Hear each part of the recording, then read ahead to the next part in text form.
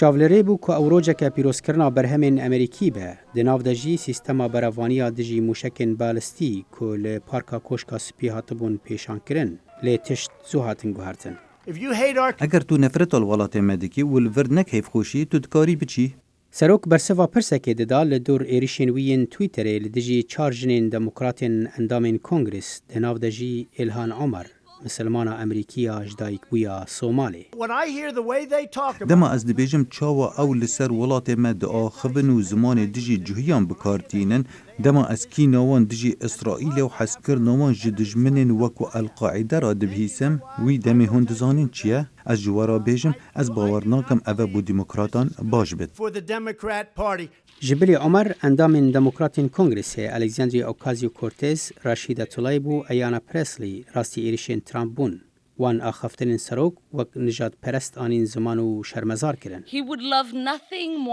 Ew jî tiştekî hez nake bêtirî ku welatê me da beş bike li gor nijad, ayîn, regez û statuya koçberiyê, ji ber ku ew dizane ev takerê ye, ew dikare pêra li hevkariya me ya li gel hev bi hemî ciyawaziyên me bigire.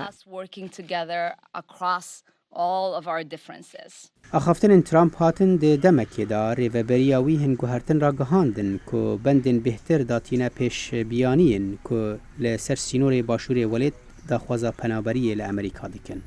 Rexnegir dibêjin biryara nû ya roja duşemê neyasayî ye û wê rastî dadgehê bê. Kongresê bi zelalî got eger tu welatekî aramiyê sêyem ra derbas bî, li gor rêkeftinê tu yê ji mafê penaberiyê bê bendkirin. Ev rêberî niha dibêje em ê biryareke nû deynin ku dibêje eger tu di her welatekî sêyem ra derbas bibî, tu yê ji mafê penaberiyê bê bendkirin. Trump her wiha got rêveberiya wî berdewam e dêgirtina koçberên neyasayî de li seranserî welêt. Tevî ku tu nîşanînin li dor operasyoneke berfreha ku serok soz dabû pêk bîne.